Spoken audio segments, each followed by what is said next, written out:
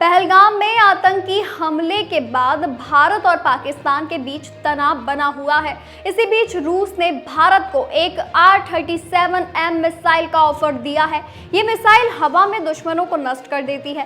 भारत और रूस के बीच अगर ये सौदा तय होता है तो ये कदम भारत की हवाई रक्षा क्षमता को काफी हद तक मजबूत कर सकता है। रूस ने भारत को अपने एडवांस R-37M हाइपरसोनिक लंबी दूरी की एयर टू एयर मिसाइल की पेशकश की है।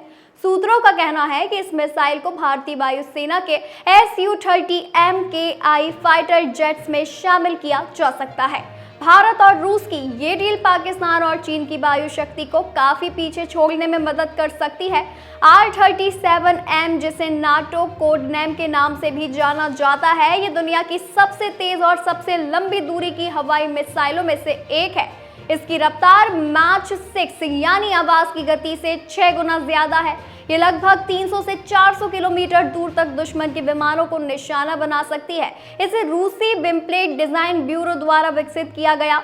इस मिसाइल का इस्तेमाल मुख्य रूप से दुश्मन के AWACS यानी airborne early warning systems, tanker विमानों और फाइटर एयरक्राफ्ट को मार गिराने के लिए किया जाता है।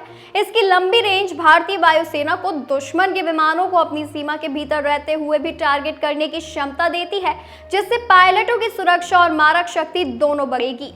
ऑपरेशन सिंदूर की सफलता के बाद भारत इस तरह की मिसाइलों पर खास तौर से फोकस कर रहा है, जो पाकिस्तान जैसे दुश्मन के आतंकी अड्डों पर बिना LOC क्रॉस किए निशाना लगा सके। हालांकि भारत के पास ब्रह्मोस मिसाइल की शक्ति भी है, लेकिन इस मिसाइल की ऑपरेशनल क्षमता को देखते हुए भारत इस पर विचार कर रहा है।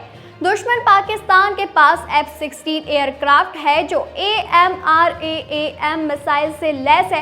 ये एक लंबी दूरी की एयर टू एयर मिसाइल है। अब अगर Su-30 MKI जैसे मुख्य लड़ाकू विमान में R-37M मिसाइल शामिल होती है तो इससे भारतीय वायुसेना दुश्मन विमानों को पहले ही टारगेट करके मार सकता है। रूस ने इस मिसाइल को भारत में मेक इन इंडिया पहल के तहत बनाने का भी प्रस्ताव रखा।